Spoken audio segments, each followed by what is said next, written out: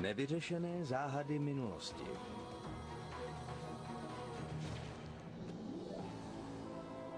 Aztékové. Mocný, mystický národ, jehož zánik určilo proroctví. Svým bohům stavěli posvátné chrámy, velkolepé pyramidy. Zde byli obětováni nepřátelé Aztéků, jejichž tlukoucí srdce byla vyříznuta z těla a obětována bohům. Nyní je možné provést trojrozměrnou rekonstrukci největšího ze všech jejich chrámů. Jak vykonávali aztéčtí kněží tyto lidské oběti? Jak je možné, že necelá tisícovka konkvistadorů přemohla obrovské armády Aztéků? Jedna z největších civilizací nového světa dospěla během necelých 2 let od dominantního postavení k porážce. Byly všechny jejich oběti marné? Chrám Aztéků. Hlavní náměstí v Mexico City, Zócalo, je lemováno hlavní katedrálou a prezidentským palácem. Je to srdce obrovského moderního města. Bylo to také srdce mnohem staršího města, jehož ruiny jsou pohřbeny dole pod chodníky. Před 500 lety zde ležel Tenochtitlán, hlavní město rozlehlé aztécké říše. V době, kdy sem roku 1519 přišli Španělé, byla aztécká říše nejrozlehlejší a nejmocnější říší, jakou kdy Střední Amerika poznala. Na vrcholu svého rozkvětu pokrývala říše plochu přes 200 000 čtverečních kilometrů a rozprostírala se od Mexického zálivu až k Pacifiku. Pod aztéckou nadvládou žilo kolem 6 milionů lidí. Ne všichni šťastně. Kolem roku 1350 postavili Aztékové uprostřed jezera Texcoco v mexickém údolí své posvátné město. Byli na toto místo zavedeni proroctvím. A ve středu Tenochtitlánu postavili masivní dvojitou pyramidu vysokou 35 metrů. Templo Mayor. Aztécký velký chrám byl místem, kde bylo praktikováno oficiální náboženství, které nebylo možné praktikovat na žádném jiném místě v celé říši. Aztékové věřili v mnoho bohů, ale jejich hlavním bohem byl Huitzilopochtli, bůh slunce a ohně. K nasycení a poctě bohů obětovali aztéčtí kněží lidskou krev a lidská srdce. Tento rituál byl prováděn tak často, že schody Templo Mayor byly neustále zality krví.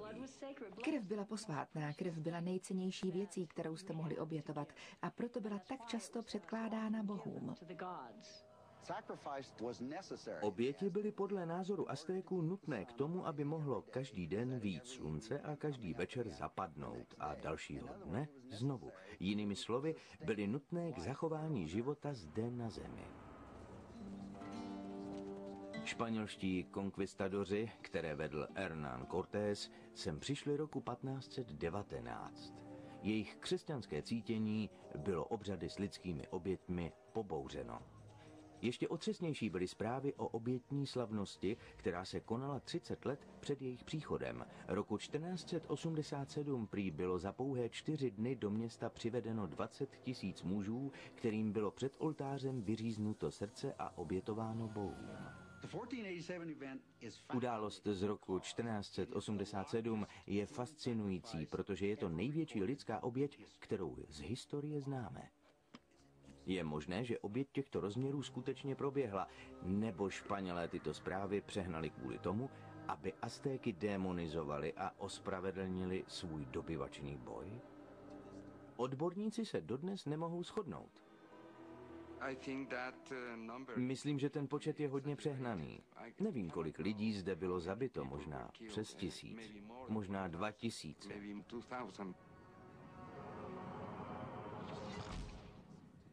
Tým nevyřešených záhad minulosti má v plánu vzkřísit ruiny Tenochtitlánu. Chceme vystopovat pravdu o událostech z roku 1487. Budeme také pátrat po tom, jak mohla skupina španělských hledačů pokladů, která stála proti velké přesile, porazit aztéckou armádu a tak zničit jejich významnou, i když možná v krvi se topící kulturu.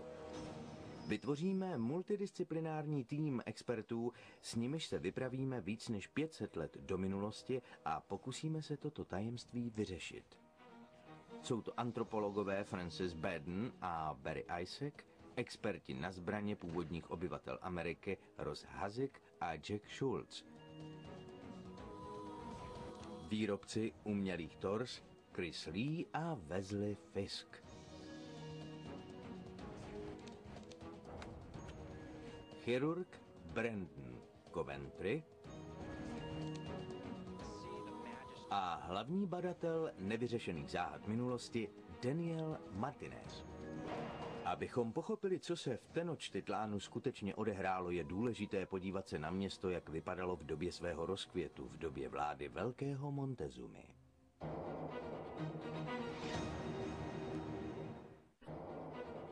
Chrám Aztéků. Pod moderní metropolí Mexico City leží zbytky Tenochtitlánu, velkého posvátného města Aztéků. Právě zde se roku 1519 ocitla skupina španělských dobrodruhů, které vedl Hernán Cortés. Po 7měsíční cestě se dostali na břeh jezera Texcoco. Před nimi leželo zářící aztécké hlavní město. Konkvistadoři strnuli v úžasu. Nejlepší popisy, které máme, pocházejí od vojáků. Byli tak překvapení, že si mysleli, že se ocitli ve snu.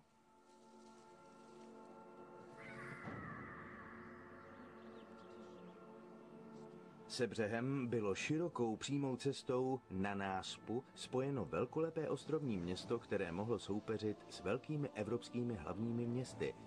Obzoru dominovala vysoká kamenná pyramida Temple Mayor. Byla vyšší než katedrála v Sevilě.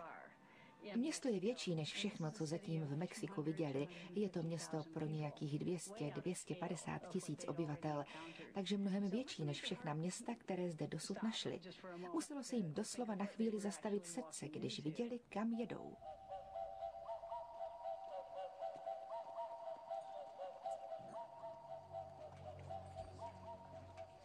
Nedaleko od města na konkvistadory čekal Montezuma, nejvyšší kněz a král Aztéků.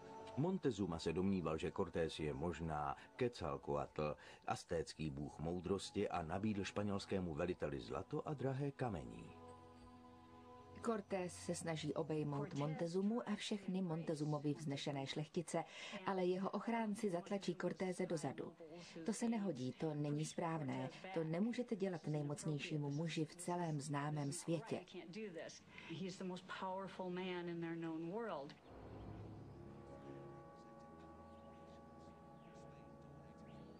Oba muži zastupovali mocné národy. Španělsko dominovalo v Evropě a Aztékové vládli celému střednímu Mexiku. Ale konkvistadoři nevážili celou dlouhou cestu kvůli tomu, aby zde upevnili spojenectví. Chtěli získat zlato pro sebe a nová území pro katolické Španělsko. Přes značné potíže dosáhli obojího. Během jediného týdne zorganizoval Cortés nekrvavý převrat a Montezumu uvěznil. Následovala válka, která trvala pouze 22 měsíců. Po španělském vítězství bylo zakázáno aztécké náboženství, bylo nastoleno křesťanství a indiánská říše se stala majetkem Španělska. Postavili si své vlastní město, hlavní město Mexico City, přímo na troskách starobylého Tenochtitlánu. Zbořili významné budovy a kámen použili na stavbu nových koloniálních budov. Španělští kolonizátoři aztéckou kulturu téměř zničili, zbyly jenom ruiny. Archeolog Eduardo Matos vede vykopávky na lokalitě u Templo Mayor, která byla objevena teprve v roce 1978. Zde vidíte, kolik vrstev zde bylo postaveno. Našli jsme místo, kde byly umisťovány oběti, a také jsme pochopili něco velmi důležitého. Pochopili jsme skutečnou symboliku tohoto místa. Nepřekvapuje, že na tomto místě bylo nalezeno značné množství ostatků obětovaných lidí. Ale Matos je citlivý na to, co považuje za temnou fascinaci touto stránkou aztécké kultury. Musíme říci, že lidské oběti existovaly i v mnoha dřívějších kulturách. Existovaly i v době římské a tyto oběti byly praktikovány v duchu náboženské víry, že zajistí život na zemi. Co je podle Matose u Aztéků nejpozoruhodnější, je jejich technická dokonalost.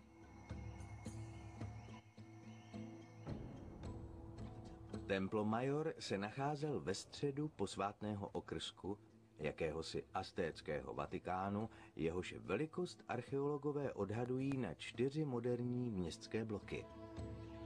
Jelikož aztécké architektonické nákresy nejsou k dispozici, dalo archeologům velkou práci zrekonstruovat veškerou nádheru Tenochtitlánu. Je to velmi těžké, protože Mexico City je hispánské město postavené nad původním městem, takže známe pouze malou část tohoto posvátného okrsku. Zatím nemůžeme provést celkovou rekonstrukci. Ale virtuální rekonstrukce je jiná věc. Pomocí měření získaných ze všech existujících ruin v Mexico City a architektonických plánů, které vypracoval Eduardo Matos, se grafikové našeho týmu pokusí na počítači vytvořit trojrozměrný model posvátného okrsku. Není to zdaleka jednoduché. Tim Sessun a Ryan Brennan začínají měřením všech existujících ruin.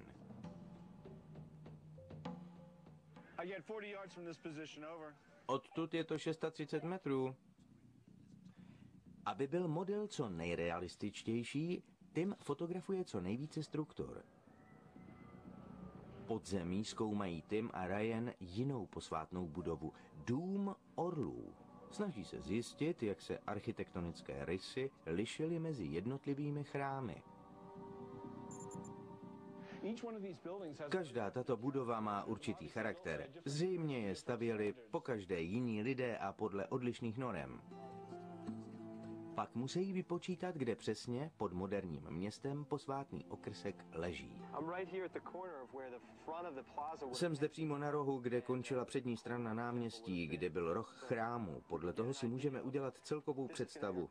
To bude výchozí bod pro celý zbytek posvátného okrsku, protože jsme si téměř jisti, že se rozkládal tady kolem, protože toto je jejich nejposvátnější místo. Pomocí satelitní mapy měří vzdálenost k jižní bráně a pak se pohybují podél hranic okrsku.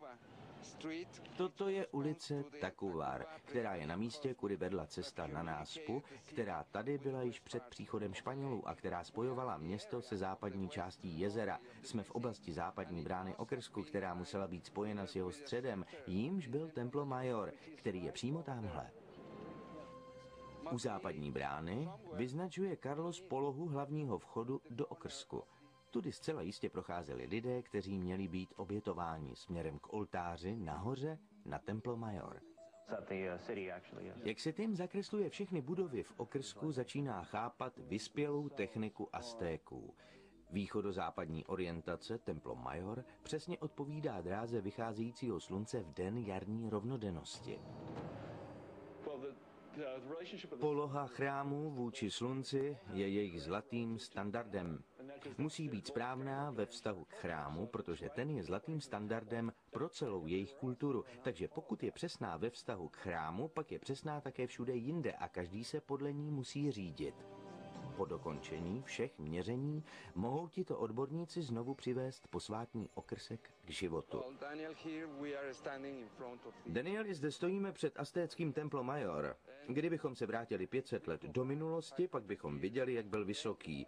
Byl to vlastně dvojitý chrám, protože na pravé straně byl chrám boha Huitzilopochtliho, což byl pouze bůh Aztéků, a na druhé straně chrám boha Tlaloca. Tlaloc byl bůh deště a jeden z nejstarších bohů původních mexických obyvatel. Takže pro Aztéky to byl střed jejich světa. Podle jejich náboženské víry to byl střed vesmíru. Aztékové věřili, že tato člověkem vybudovaná hora tvoří most mezi podsvětím a nebesy, místo, kde mají uctívat a usměřovat své bohy. Stavba Templo Mayor na Španěly udělala velký dojem, ale na druhé straně byli znepokojeni krví a částmi těl, které ležely u paty chrámu. Byl to nejstrašnější pohled, který se jim kdy naskytl. Byli v cizí zemi, bylo jich málo a proto byli samozřejmě naplnění hrůzou.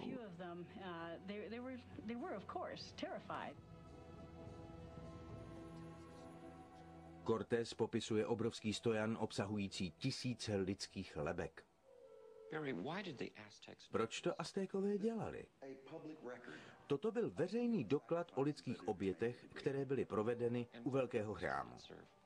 A k jakému účelu to sloužilo? Mělo to obrovský politický význam, mělo to ukázat moc Aztécké říše. Uvědom si, že když se tyto stojany na lebky používaly, všechny tyto tyče byly zcela zaplněny lidskými lebkami. Odhaduje se, že ten velký stojan a těch 5 menších mohli dohromady pojmout kolem 60 000 lebek. To je dostatečně silný argument a důkaz, že říše může vyslat armádu, která dokáže porazit a zajmout obrovský počet lidí.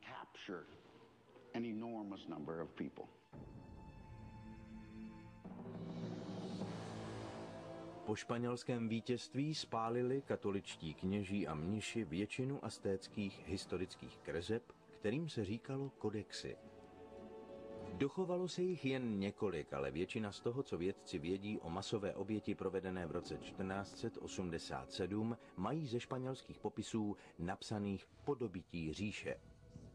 Několik těchto dokumentů se zmiňuje o 4denní obětní slavnosti, kdy počet obětovaných vyvolává velký úžas. Jeden záznam, který napsal dominikánský mnich Diego Durant, uvádí počet 80 400 obětí. To je samozřejmě velmi vysoký počet. Velmi vysoký počet lidí na to, aby je bylo možné dopravit do města, které má 200 nebo 250 tisíc obyvatel. Dovedete si představit, kam by je dali? Španělé by rádi viděli co nejvyšší počet obětí, přikláněli se k těm 80 000, protože Aztéky považovali za pohany, divochy a barbary. I když se dnešní vědci shodují na tom, že k události z roku 1487 opravdu došlo, nedospěli ke shodě, pokud jde o počet obětí. Dokonce i nejstarší záznamy o této události jsou v rozporu. Toto je aztécký kodex ze 16. století. Existuje kodex zvaný Codex Telleriano Remensis, v němž je vyobrazení této události a u něho znaky pro 20 000. Tyto dva malé váčky tady znamenají každý 8 000, číslo 8 000.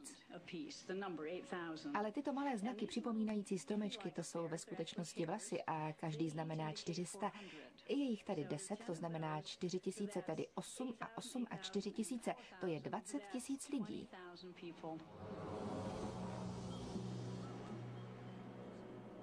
Je možné, že je tento počet správný? Pokud ano, kde vzali Aztékové 20 000 lidí, bez nich se mohli obejít? Odpověď na tuto otázku nám řekne něco důležitého o tom, jak Aztécká říše fungovala. Tyto nadbytečné duše, to byli zajatí nepřátelští vojáci. V té době byla Aztécká říše dobře pracující válečná mašinérie. Nebylo pro ně těžké shromáždit až 20 000 posvátných obětí z okolí říše. Toto je základna, spodní část této pyramidy. Pokud by se zde odehrávalo obětování a vy byste byl člověkem, který má být obětován, byl byste přivázaný za krk a kdybyste omdlel nebo vám klesly nohy, chytil bych vás za vlasy a vytáhl bych vás jako váš uchvatitel nahoru. Tady by vás uchopili 4 kněží a položili vás takhle přes obětní kámen. Každou končetinu by vám držel jeden kněz. 5. kněz by vám na krk nasadil jakousi oprátku, kterou by vám držel hlavu, aby bylo vaše tělo vypnuté s hrudníkem na obětním kameni. A pak by kněz jedním tahem pavzorkového nože otevřel váš hrudník, přetnul srdeční cévy a vyzvedl vaše ještě tepající srdce. Nejprve by je nabídl Bohu. Pak by se otočil a ukázal je pořadě do všech zbývajících 3 světových stran a pak by dosud bijící srdce umístil do této nádoby. V tomto okamžiku by 4 kněží, kteří drželi vaše končetiny, svrhli vaše tělo dolů ze schodů k patě pyramidy.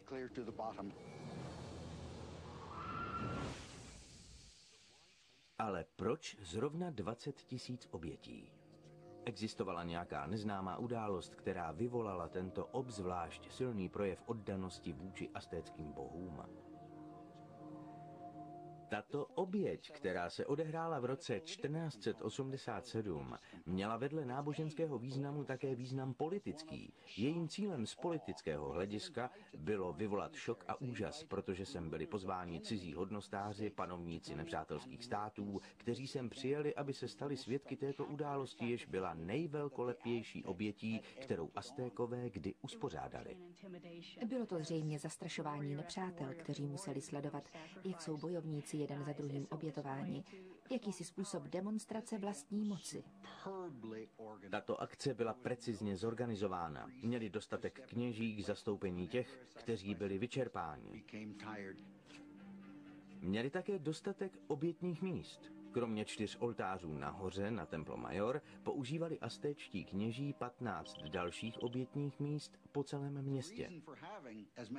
Důvodem, proč používali tolik oltářů, a my jsme přesvědčeni, že jich opravdu měli 19, bylo zcela jistě to, že chtěli provést tak velký počet lidských obětí v průběhu jedné koordinované akce, která trvala pouhé 4 dny.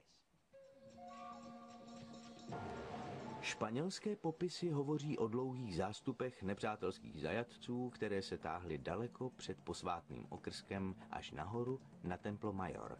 Ale stejně je záhadou, jak bylo možné obětovat tak velké množství lidských bytostí za tak krátkou dobu. Pokud předpokládáme, že každá oběť zabrala asi 2 minuty, znamená to, že u každého oltáře mohlo být za hodinu obětováno 30 mužů. Za 10 hodin je to 300 mužů, tedy 300 obětí u každého oltáře každý den. Víme také, že při této akci používali celkem 19 oltářů. Když tedy vynásobíte 1219, dostanete 22 800, to znamená, že číslo 20 000 je pravděpodobné. Ale 2 minuty na jednu oběť? Mohli kněží vyjmout tlukoucí srdce a provést předepsaný rituál za tak krátkou dobu? Když uvažujete o 2 minutách na jednu oběť, je to příliš málo. Myslím, že i 5 minut je málo. 2minutový interval je můj odhad. Muselo by se to nějakým způsobem ověřit, aby se dokázalo, zda je to rozumný odhad. A my to samozřejmě otestujeme. Obstojí teorie Barryho Isaaca při zkoušce ohněm? Tento neobvyklý chirurgický zákrok by mohl odhalit pravdu.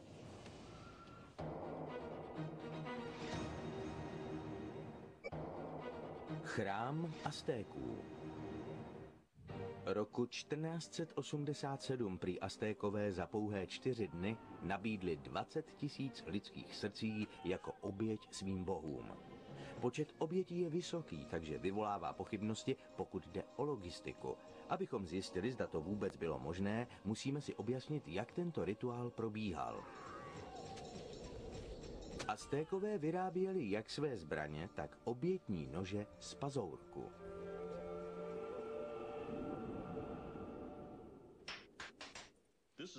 Toto je pískovcové kladivo, které se používá ke štípání pazourku. Nejprve se začnou odsekávat úlomky kolem jádra tohoto kousku. Odborník na výrobu pazourků Jim Wynn napodobuje metodu, kterou používali aztéčtí řemeslníci. Když uslyšíte toto lupnutí, je to dobrý zvuk. Celý postup výroby trvá kolem 2 hodin a výsledky vyvolávají úžas. Ostří pazourku může být ostřejší než chirurgické nástroje. Pazourky jsou někdy používány k moderním operacím, protože jsou tak ostré, že způsobují menší poškození tkáně. Toto je hotový nástroj. Takže zde máme před sebou aztécký obětní nůž. Tímto budeme provádět. Avšak použití tohoto aztéckého nože k tomu, k čemu byl určen, představuje mnohem větší problém. V dnešní době je nedostatek lidských těl k experimentům s obětováním. Až v Adelaide v Austrálii našel tým nevyřešených záhad minulosti něco, co nám poslouží stejně dobře. Toto je firma, která se specializuje na výrobu přesných napodobenin lidského těla, aby na nich jejich vojenští klienti mohli studovat účinky zemních min. Pro náš experiment designéři Chris Lee a Wesley Fisk připravují naprosto realistickou maketu lidského trupu. Chris začíná trojrozměrným počítačovým modelem. Potřebuji vidět, jak ve skutečnosti vypadá celý hrudník se všemi orgány. Pomocí silikonové hmoty nejprve připravuje pevné struktury torza, hrudní koš. Pryskyřice, které používáme na výrobu žeber a mezižeberních chrupavek, se chovají velmi podobně jako opravdová žebra a chrupavky. K výrobě hrudníku používají sádrovou formu vyloženou kůží. Je to pravá kůže. Používáme zpracovanou kamzíčí kůži, k níž jsou přidány oleje a je hydratovaná, aby se chovala stejně jako pravá kůže. Pod kůží musí být silná vrstva svalů nebo něco, co se bude chovat podobným způsobem. Vléváme sem gel napodobující svaly. Když stuhne, bude se opravdu chovat stejným způsobem, jako by se chovaly svaly.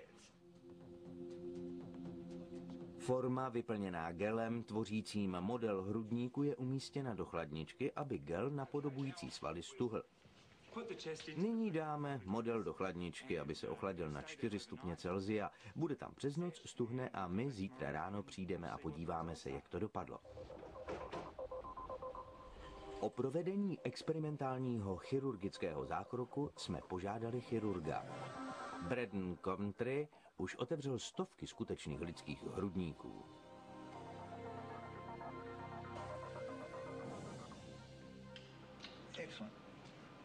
Doktor Coventry dohlíží na poslední krok, vložení umělých orgánů do hrudní dutiny.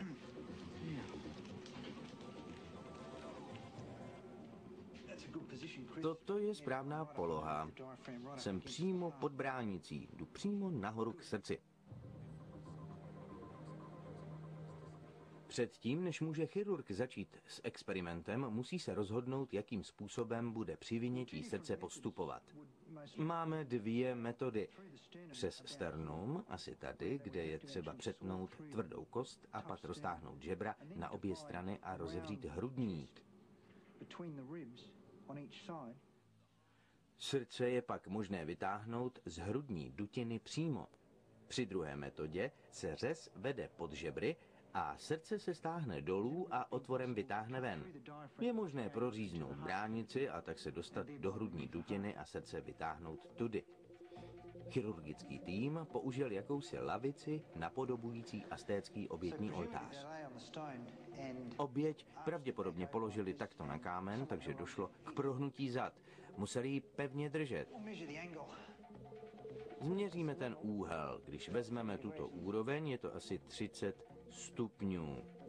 Operační stůl je pak nastaven do vhodného úhlu. Je to překvapivě nakloněné. Toto je ten správný úhel, toto je 30 stupňů.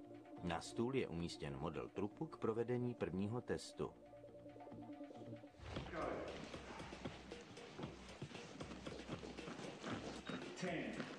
Deset. Chirurg má k provedení tohoto úkonu pouze 20 sekund. 30. Je to příliš tvrdé. Nemyslím, že to Aztékové dělali takhle. 50. Jsem rád, že moderní chirurgie postupuje jinak. Po 5 minutách přiznává doktor Coventry porážku. Myslí, že pokud to Aztékové dělali tímto způsobem, měli nějaký jiný nástroj, tímto se nemohli dostat přes hrudní kost. Pokud Aztékové opravdu používali tuto metodu, teorie Barryho Isaaca neobstojí. Počet obětí by musel být o mnoho nižší než 20 000. Naštěstí máme víc než jedno torzo. Nyní může chirurg vyzkoušet druhou metodu. A je opět odstartováno. 10.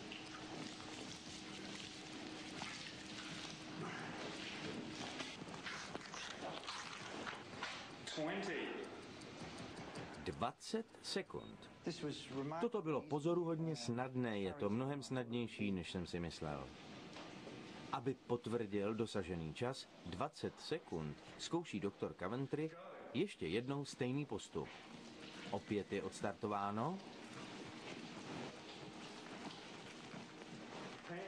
10. 17. Myslím, že je docela možné, že Aztékové to celé mohli provést do 2 minut. Mohli položit oběť přes oltář, prohnout ji dozadu a provést celou proceduru. Já se domnívám, že je vysoce pravděpodobné, že když bylo srdce vytaženo z hrudníku, ještě tlouklo. Experimenty naznačují, že skutečně mohlo být 20 000 mužů obětováno za pouhé 4 dny. To znamená 20 sekund na vynětí srdce a zbývá minuta a 40 sekund na ostatní rituály spojené s každou obětí. Srdce pak muselo být nabídnuto Bohu a do ostatních 3 světových stran a pak vloženo do misky. Pak bylo tělo schozeno dolů ze schodů pyramidy a obětník byl připraven na další oběť. To by vyžadovalo velmi pravidelné tempo provádění obětí. Už pouhé měřítko této události nastoluje další otázku, jak mohli tisíce nepřátelských vojáků stát klidně v řadě a čekat na tak strašnou smrt. Proč se nebránili? Každý voják, který šel do války, věděl, jaký osud ho čeká, když bude zajat, že se stane obětí. A každý voják také věděl, že ho čeká posmrtný život, který bude mnohem slavnější, pokud bude takto obětován, než kdyby zemřel přirozenou smrtí.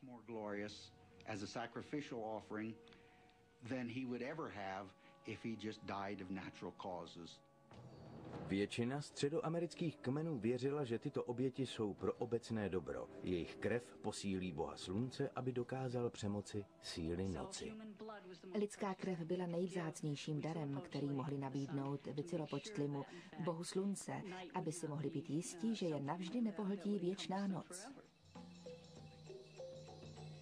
Také věřili ve slavný posmrtný život. Vojáci, kteří zemřeli na obětním oltáři, se stali nebeskými kolibříky.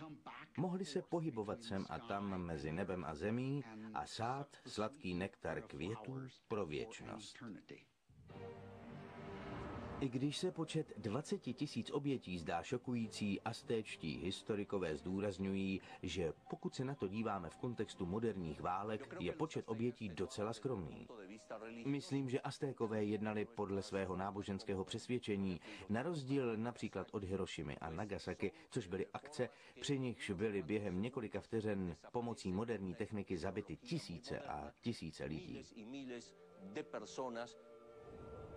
Také dnešní kulty přinášejí vysvětlení. Mohu čestně prohlásit, že jsem byl tak zmanipulován, že bych byl rád zemřel nebo se nechal zabít na povel, protože jsem věřil, že Moon je mesiáš a že svět musí skončit, aby mohlo nastat nebeské království. Steve Hassan je dnes terapeut a expert na kontrolu mysli. Perfektně zná tuto problematiku a rozumí duševnímu rozpoložení zajatých vojáků, kteří vystupovali po schodech Templo Mayor. Steve byl kdysi moonista. Má mysl byla zcela ovládnuta. Měl jsem novou identitu. Stal jsem se synem reverenda Moona a jeho manželky a to zcela změnilo můj náboženský pohled na svět a já jsem uvěřil, že smrt není smrt, že je to jenom přechod do duchovního světa kvůli záchraně vesmíru a že celá má rodina a všichni přátelé mě budou věčně děkovat za mou oběť.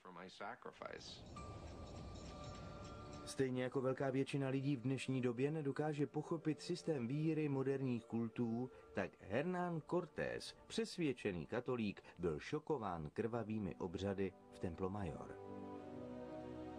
Ale nijak nezasáhl, aspoň zpočátku. Obrácení na víru se mělo stát cílem další vlny Španělů přicházejících do Nového světa. Cortésovi nešlo o aztécké duše, ale o jejich zlato. A to taky dostal. Ale teprve poté, co porazil vojsko čítající 100 000 dobře vycvičených aztéckých vojáků. Cortés přitom velel jenom asi 1000 španělských vojáků. Historie uvádí, že za relativně rychlé španělské vítězství jsou odpovědné 3 faktory. Prvním z nich byly neštovice.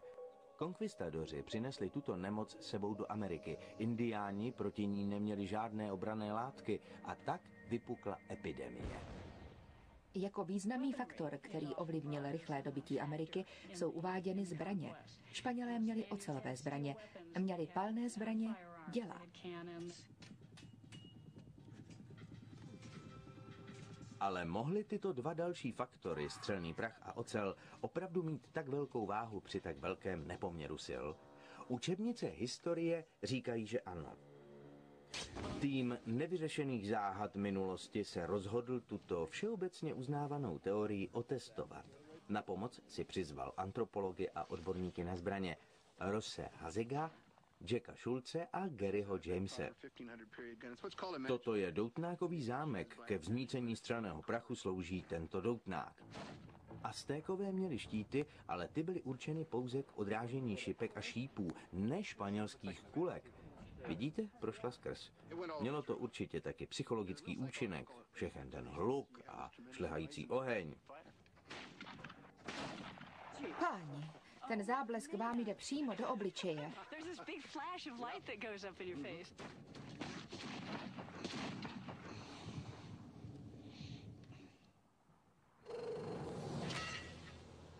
Ocelové pancíře Španělů dokázali odolat většině aztéckých zbraní, ale nechránili celé tělo. Zranění, která Španělé utrpěli, byla typická. Většinou byli zasaženi do krku, pod pažemi, zkrátka kolem pancířů.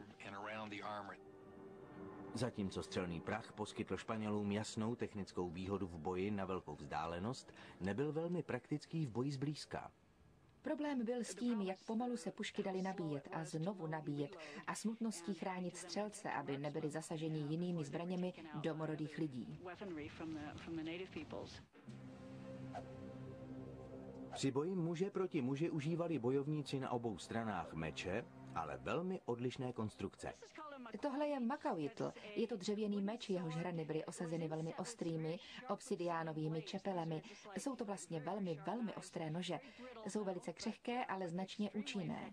Dovedete si představit, že tato zbraň byla velmi účinná při sekání. Dokázala přetnout paži.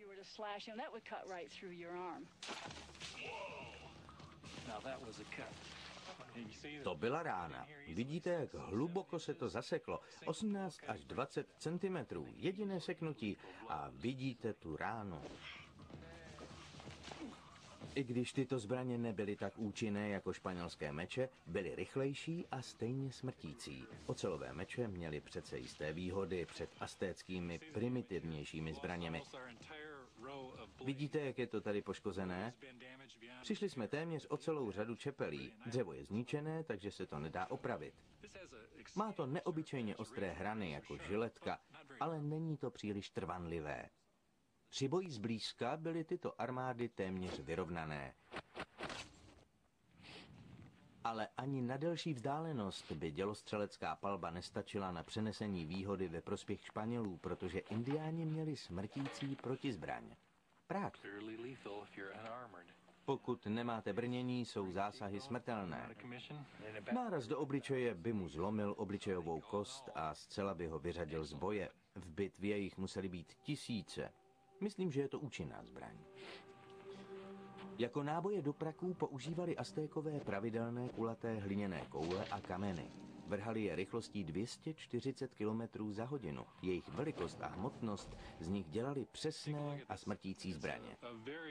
Je to velmi jednoduchá technika.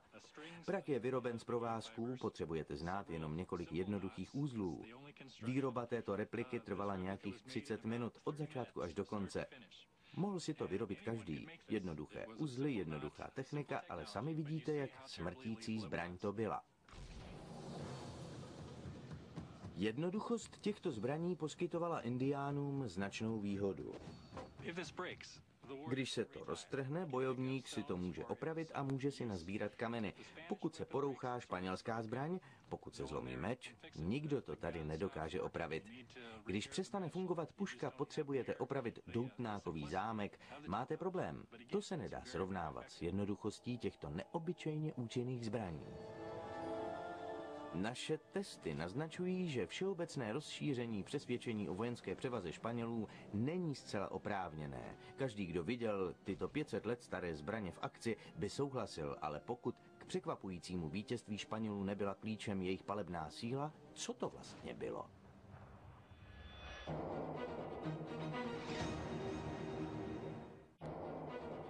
Chrám Aztéků. Téměř celé jedno století dominovali Aztékové střednímu Mexiku. Byli neustále ve válce, jak rozšiřovali svou říši. A při každém vítězství vyžadovali jako výkupné oběti, které obětovali svým bohům. V historii Aztéků bylo velmi málo porážek, takže Aztékové byli jako bojovníci velmi úspěšní.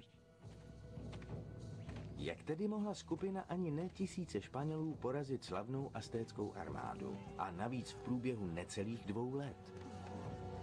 Odpověď nenajdeme na bitevním poli, ale v aztéckém systému boje.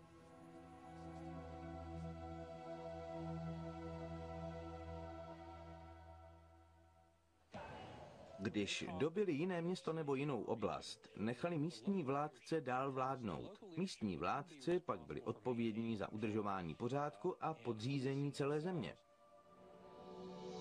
Ale poražení neměli nikdy daleko ke vzpouře. Roku 1487 se Aztékové rozhodli vyslat signál, který, jak naši experti dokázali, nebyl žádnou legendou ani propagandou, ale skutečností. Do Tenochtitlánu bylo přivedeno 20 000 zajatců, kteří zde byli v průběhu pouhých 96 hodin obětováni bohům.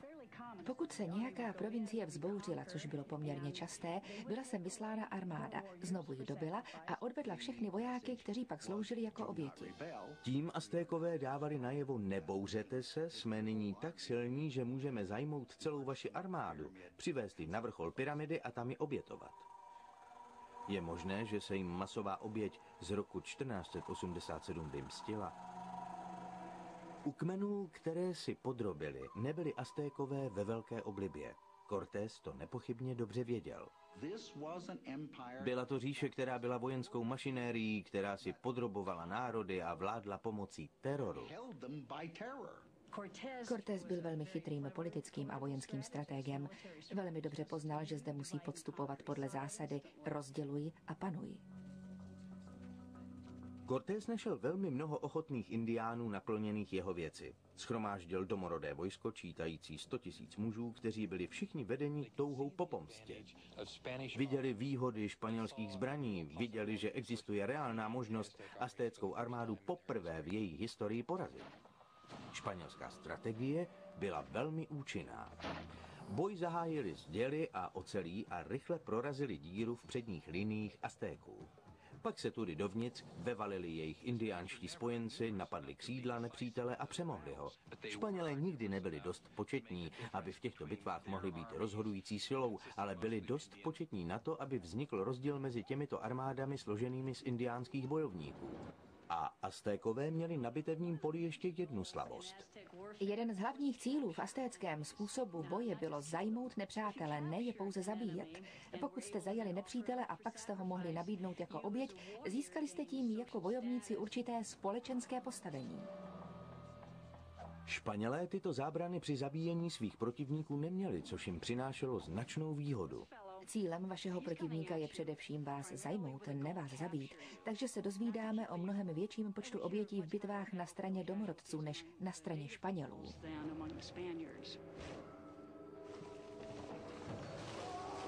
Pomocí evropské vojenské strategie obklíčil Cortés Tenochtitlán svými domorodými armádami a odřízl jej od zásob potravin a vody. Vyčerpával Aztéky neustálými útoky a ti se 13. srpna roku 1521 vzdali. Při tak malém počtu Španělů, kteří se dobývání Mexika zúčastnili, to ve skutečnosti bylo dobytí indiánů Indiány, ne dobytí indiánů Španěli. Indiáni vyhráli válku, Španělé získali mír. Je ironií osudu, že porážku Aztéků nespečetil střelný prach ani ocelové meče a dokonce ani Španěli neúmyslně použitá biologická zbraň neštovice. Byli poraženi kvůli povaze svého vztahu se spřízněnými Indiány, vztahu poznamenaného krví. Aztécká civilizace vzplanula jako kometa. Je zvláštní, že sami Aztékové předpovídali svůj pád. Archeologové zjistili, že ve středu jejich kalendářního kamene je Tonatiuh, pátý a poslední sluneční bůh Aztéků. Když konkvistadoři přijeli, Aztékové již věřili, že prožívají své poslední období. Věřili také, že jejich konec přijde náhle.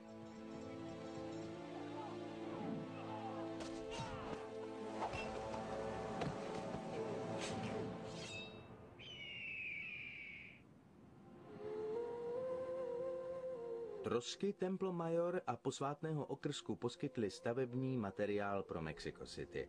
Během doby se indiánská a španělská kultura smísily a vytvořily na ruinách aztéckého hlavního města další, mnohem déle trvající město.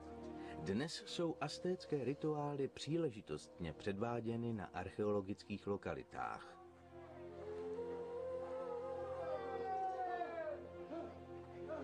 Velké chrámy se možná rozpadly, ale aztécká kultura žije dál v obyvatelích Mexika a jejich živých tradicích.